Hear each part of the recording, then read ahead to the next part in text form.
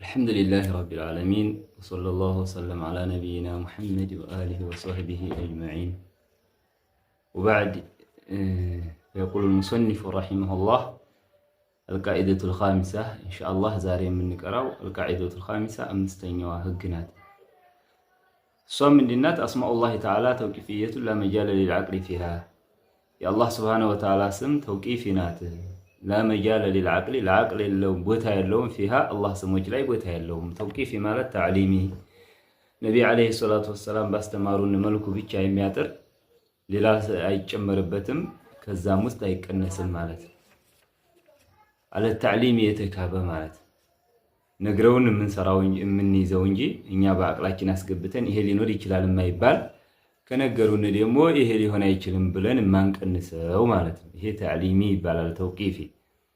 ይሄ አንደኛው ህግ ነው። ለምን ሆነ ይቀጥላል ወደፊት ኢንሻአላህ። وعلى هذا على كل حال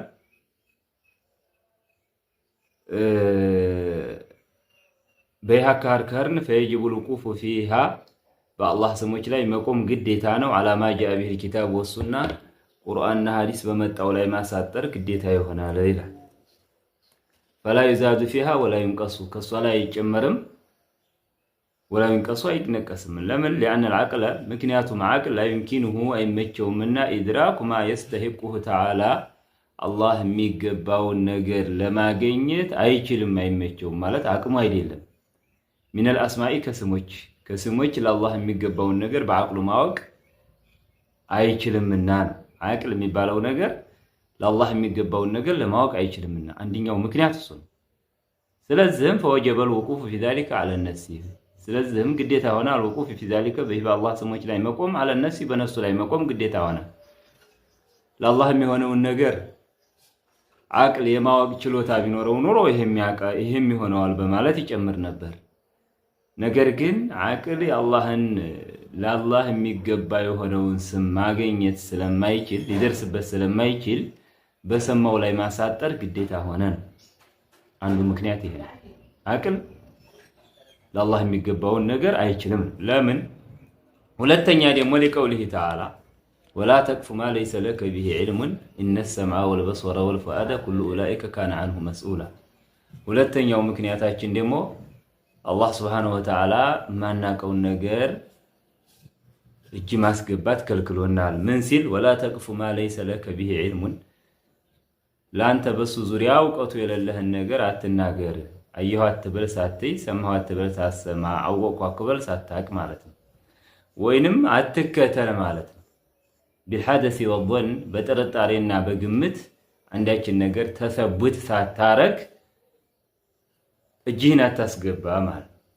ምክንያቱም ይሄ ሆነበት إن السمع والبصر والفؤاد كل أولئك كان عنه مسؤولا سمعን በصرም ፉአድም ልብም ስለሱ ተጠያቂ ነውና እነዚህ ነገሮች የተጠያቂ ከሆኑ ተሰቡት ሳይደረግ እርግጠኛ ያልሆንክበትን ነገር በሳቸው የለሉበትን ማታቀውን ነገር አቃለሁ ያላየሁን አይቻለሁ ያልሰማሁን ሰምቻለሁ ማለትን መቆጠብ ይተበቅብሃል ማለት ነው። አንዱ ይሄ አያት ስለከለከለ ነው። ሁለተኛው ምክንያት የፊተኛው ምክንያት ምንድነው? አንዲ عقل ለአላህ የሚገባውን ነገር እሱ ገምቶ ማወቅ አይችልም ነው። ያው ሁለተኛው ምክንያት ደግሞ ቁርአን ከልክሏል ነው። በሌላ አያት አላህ Subhanahu Wa Ta'ala ወቀውሊ ተዓላ በሌላ አያት አላህ ምን ብሏል ደግሞ قل بل انما حرم ربي الفواحش አላህ ክልክል ያደረገውማ በራሳቸው ላይ ያልሆነውን ነገር ክልክል የሚያደርጉትን ሰዎች ሲናገር በላቸው انما حرم ربي الفواحش ጌታዬ ክልክል ያደረገውማ መጥፎን ስራ ፋሂሻ ማለት ከተግባርም ሆነ ከቃላት በጣም አጸያፊ የሆነ እንደ ዚናን ይመስል ማለት ነው። ከባኢር የሆኑ ነገሮች መናገር ما ظهر منها ግልጽ የሆነንም وما بطن ባጢንም የሆነ من اعمال القلوب የቀልብ ስራ የሆነ ማለት ነው። እሱ ነው حرام ያደረገው። እናም والاسم ወንጀልን አንተን የሚጎዳ አላህ ጋር የሚያጣላ የሆነ والبغي በሰዎች ላይ ድንበር ማለፍ اسم አንተና አላህ ብቻ ላይ የሚያጠር ወንጀል ሲሆን بغي ደግሞ ወደ ሰዎች ድንበር ማለፍ بغير حق ያለ ሐቅ وأن تشركوا بالله ሌላው ደግሞ በአላህ ልታጋሩ ነው አላህ ያከለከለው ማለም ينزل به سلطانا من رجال መጣለት ያው ሐቂቃውን ያው ዋቂዑን መናገር እንጂ ሐቂቃ ያመጣለ ሽርክ አለ ማለት አይደለም። ሌላኛው መጨረሻው አንተ ቁሉ አለላሂ ማ ላ ተዕለሙን። ይሄ ነው መሐል ሸሂዳችን። በአላህ ላይ የማታውቁን ነገር ልትቀጥፉ ልትቀባጥሩም አላህ ሐራም አድርጓል። ይሄን ነው ሐራም ያደረገው በላቸው ይላል አላህ ሱብሓነሁ ወተዓላ። ስለዚህ መጨረሻው ላይ አንተ ቁሉ አለላሂ ማ ላ ተዕለሙን የማታውቁትን ልትሉ ከማ የቁሉ ኢብኑል ቀይም እንደውም ይሄ ከትንሽ ወደ ላይ ነው ሄደ ይላል። አላ ኩሊ ሃል ማ ላ ተዕለሙን የማታውቁትን ልትሉ አላህ ሐራም አድርጓል የሚለውም አያት ለአላህ ሱብሓነሁ ወተዓላ ያልጸደቀለትን ማስበትም ወይንም የጸደቀውን ነገር ማራቅም የሚባለው ነገር በማናቀው ነገር መግባት ነውና ይሄም አያት ይከለክለናል። ሁለተኛው ምክንያት እሱ ነው። ሶስተኛው ምክንያት ወለአነ ተስሚየተሁ ተዓላ ሁለተኛ ደግሞ አላህ ሱብሓነሁ ወተዓላ ራሱ መሰየሙ ቢማ ለም ይሰሚ ቢሂ ነፍስ ወለአነ ተስሚየተሁ ተዓላ አላህን መሰየም ቢማ ለም ይሰሚ ቢሂ ነፍሰሁ ራሱን ባልሰየመበት ነገር አንተ ከራስህ አውጥተህ መሰየም አላህን አንድ አው ኢንካሩሃ ወይንም ደግሞ መካዱ አው ኢንካሩ ማሰማ ቢሂ ነፍሰሁ ወይንም ራሱ የሰየመበትን ነገር አንተ መካዲህ ጅናየቱን ፊ ሐቂሂ ተዓላ አላህን ሱብሓነሁ ወተዓላ መብቱን መንካት ወይንም ማክፋት መዳፈር ይባላል ማለት ነው።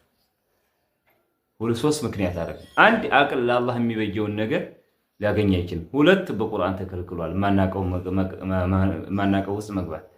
ሶስት አላህ ሱብሓነሁ ወተዓላ የሰየመበትን ባልሰየመበት መሰየም ወይንም እሱ የሰየመበትን መካድ የአላህን ሱብሓነሁ ወተዓላ መብት መጋፋት ነው። ፈወጀበ ሱሉኩል አደቢ አደብን መግባት ግዴታ ሆነ ፊዳሊከ በዙሪያ ወልኢክቲሷር ወጀበ ኢክቲሷር ማሳጠርም ግዴ ሆነ አላማ ጃአ ቢሂ ነሱ በመጣበት ብቻ ላይ ማሳጠርም ግዴታ ሆነ። እኒህን ሶስት ምክንያቶች በማረግ አንድ አቅል አይችልም። ሁለተኛ መዳፈር ነው አላህን አላህ ራሱ ያለውን ነገር መካድ ወይንም ደግሞ ያላለውን መጨመር። ሶስተኛ ደግሞ ባልሐቅ መጋፋት ነው። ሶስተኛ ደግሞ ቁርአንም ከልክሏል ነው አላኩል። ይሄም ስለሆነ የአላህ ሱብሓነሁ ወተዓላ ስሞች ተውቂፊ ናቸው የሚለውን ህግ ይሄ ስለሆነ ነው ለመያዝ ይቻላል። ይሄን ህግ ያኖር ነው ለማለት ነው። ሌላዎቹን ብንመለከት ይሄ አህሉ ሱና ወል ጀማዓዎች ህጋቸው ሲሆን አላህ ስሙ ላይ ሌላዎቹን ብንመለከት ለሶስት ይከፈላሉ ይላል። በጣም ድንበር ያለፉ ሰዎች አሉ። አላህን አለምም አንልም የለምም አንልም ብለው ውጁዱንም አደመል ውጁዱንም የነፈዩ አለ ብንል ያሉት ግን ይመስላል የለም ብንል ማዕሉማቹን ይመስላል የሚል መርሁ አምጥተው ማለት ነው። ነገር ግን ይሄ ጥፋት ነው፣ ትልቅ ጥፋት። አሁንም ባሉበት አካሃድ በራሳቸው አካሃድ ቢከዲ ራሱ ሙምተኒዕን መምሰል ነው። ሁለት ተቃራኒ ነገር አብረው እንደማይገኙት አብረው መጥፋት የማይችሉ። ስለዚህ ቀንና ሌሊት ለምሳሌ ወይ ቀኑ ይጠፋል ሌሊት ይመጣል፣ ሌሊት ሲሄድ ቀን ይመጣል እንጂ ሁለታቸውም ተነስተው አይሄዱም ማለት ነው። እንደዛ ተቃራኒ ነገሮች አብረው መጥፋት ውጁድና አደመል ውጁድ ተቃራኒ። ውጁድም አንልም ወጁድም አንልም ማዕሉምም አንልም ማለት ሙሃል ወይንም ሙምተኒዕን የማይሆንን ነገር ማመሳሰል ይመጣል በሳቸው አካርከርን ማለት ነው። አንዱን ይመስላሉ። ሌላዎቹ ደግሞ ስሙን እናጸድቃለን አላህ ሱብሓነሁ ወተዓላ ባህሪውን ማጽደቅ አንችልም የሚል አቋም የያዙ ሰዎች አሉ። ለምን ሲሏቸው ባህሪውን ብናጸድቀው ቀዲሞቹ ይበዙብናል። አንድ ቀዲም ብቻ አላህ ብቻ የመጀመሪያ እንድንል ሲፈቶቹ ቁድራው ሰምዑ በሶሩ አለው ካልነ ይሰማል ያለ መስማት እንበል እንጂ መስማትን ለሱ ታጸደቅንለት። መስማት አብሯ ስትገኝ እሱ ጋር እሱ አንድ እሱ ሁለት ሌላው ሲፈቱ ሶስት እያለ ቀዲሞቹ ይበዙብናል የሚል መርሆ በማምጣት ነው። ነገር ግን ሲፈትና መውሱፍ አንድ ነው መልሱ። አላህም ሱብሓነሁ ወተዓላ በራሱ ጊዜ ለአላህ ለራሱ ብዙ ሲፈቶች እንዳሉት የሚጠቅስበት አያቶች ሞልተዋል። ይመጣል ወደፊት ኢንሻአላህ። እነዚህ አያቶች የሚያሳዩን አንድ ሲፈቶች ብዙ ሲፈቶች አንድ አካል ላይ ይሰባሰባሉ ማለት ነው።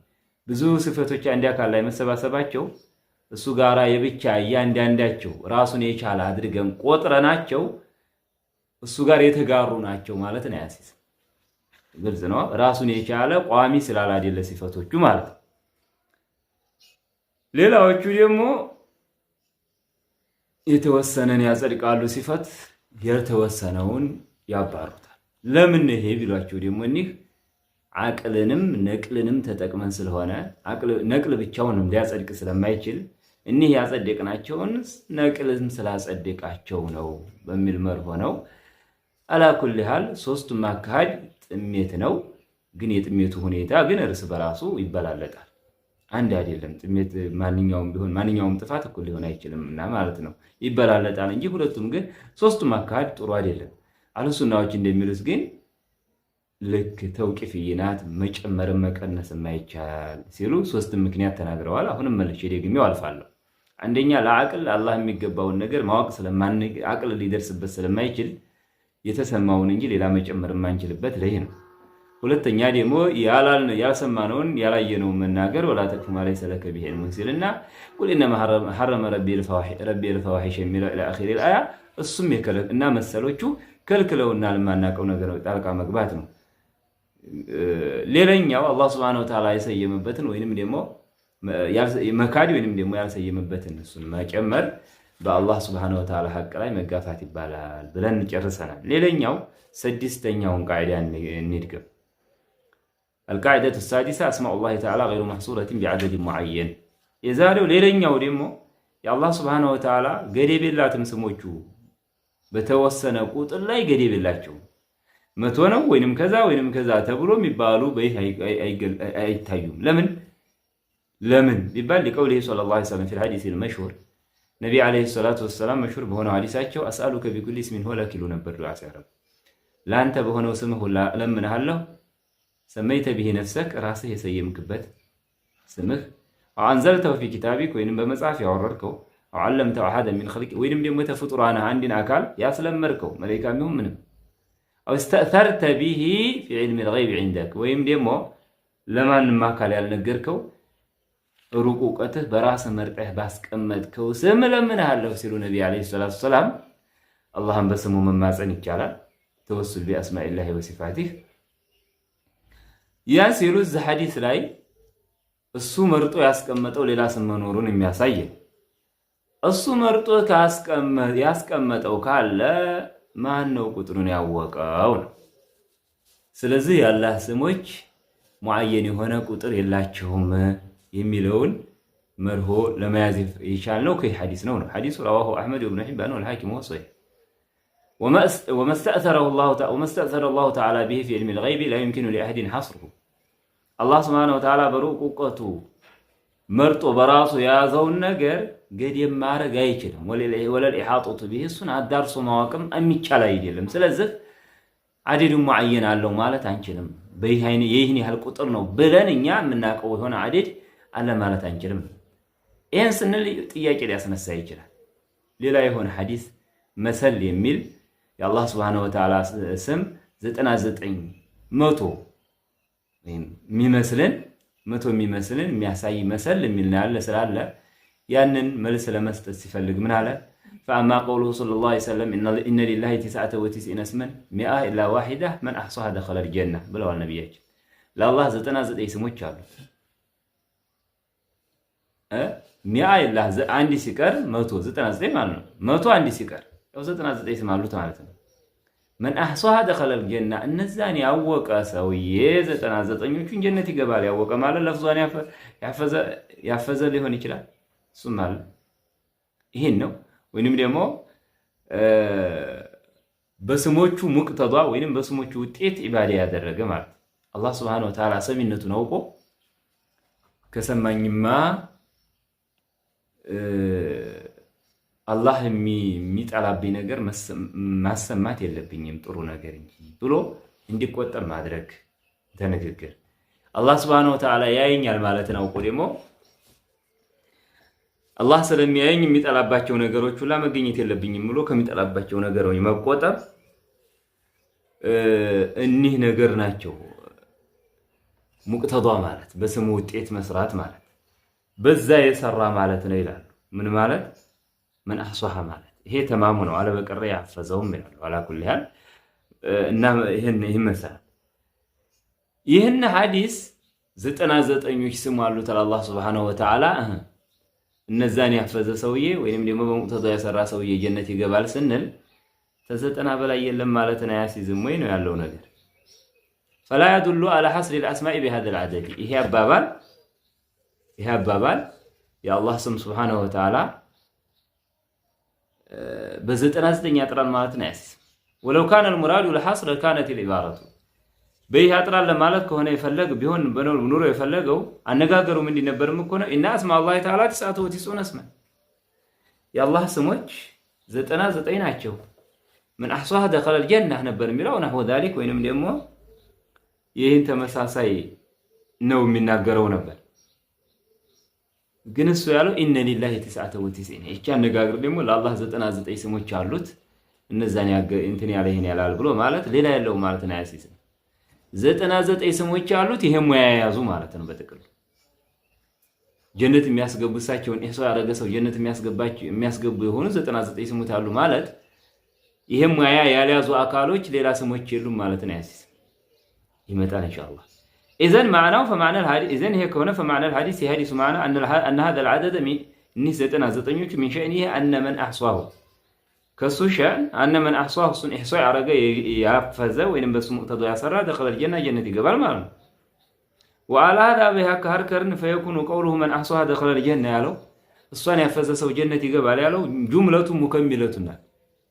مكملة أما يقالاتنا من أحصاها دخل الجنة شرطنا جوابه عندي عرفت نجر نو عرفت نجر لا لفوا ما ينجي راسون يشاله عرفت نجر أيدي لما لتم راسون يشاله عرفت نجر كالجنو يعني قالوتن معنا لما أنت لما فلق راسون يشاله عرفت نجر لما رجع مكر سرالون ليشرسنا الملس على عندي أتعلم وليست مستقلة راسون يشاله شيء ليشم أما يالفتشون عرفت نجر ما يهونك عرفت نجر إنجي راسواني كلا عرفت نجر عدل لك من أحصى دخل الجنة عليك ونذير هذا يهم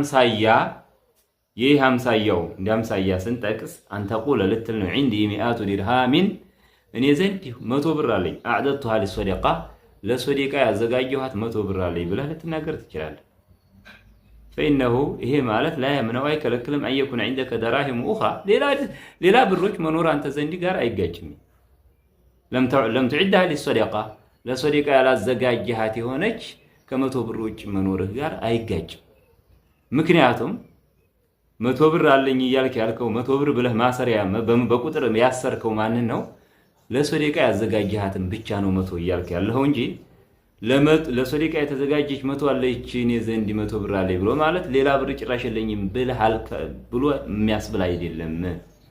ይሄን ያመነጭም ማለት ግልጽ ነው አይደል? ስለዚህ ኢነ ሊላሂ 99 اسما 100 الا واحده من احصاها دخل الجنه ማለት ለአላህ 99 ስሞች አሉት እሷን ያፈዘ ጀነት ይገባል ስን የሚገባበት የሆነ እንደ ማለት ነው ማለት በጥቅሉ ራሷን የቻለች አይደለም የመጀመሪያውን ጁምላ ማሟላያ ናት ብሎ ማለት 100 ስም አለው አንዲ ሲቀር من احصاها ነዛን 99ን ወይንም ከ100 አንዲ ቀር የሆነውን የሕፍዝ ያረገ ሰውዬ ጀነት የሚገባባት የሆነች ብሎ እንደ ሲፈት መግለጫ ቀድር ናት ማሟያ ናት ብሎ ማለት 99 ስሞች አሉት እንዴት አይነት ብትል ጀነት ልታስገባ የምትችል የሆነች 99 ስሞች አሉት።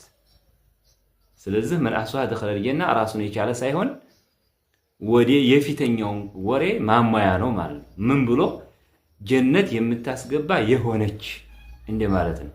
ይሄን ስንል ጀነት ማስገባት ማያ የሌላት የሆነች ደግሞ ሌላ የለችም ማለት ነው። ያሲስ ግልጽ ነው አይደል?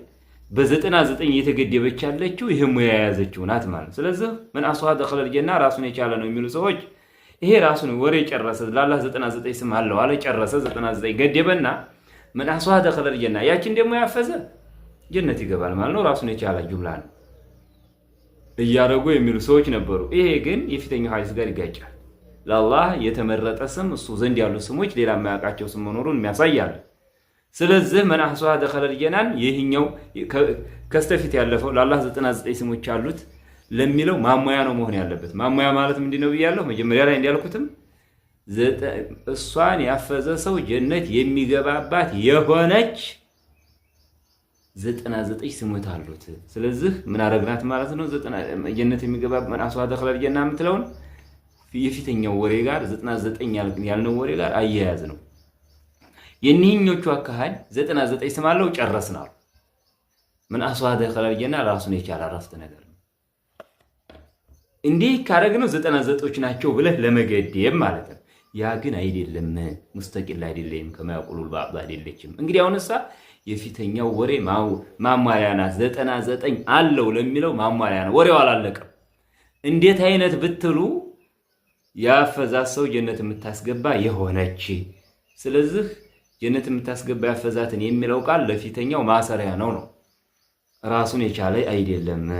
ይሄ ከሆነ ደግሞ ያ 99 የሚባለው ማሰሪያ የተደረገለት እንጂ ሙጥለቀል እስሙ አይደለም ማለት ነው።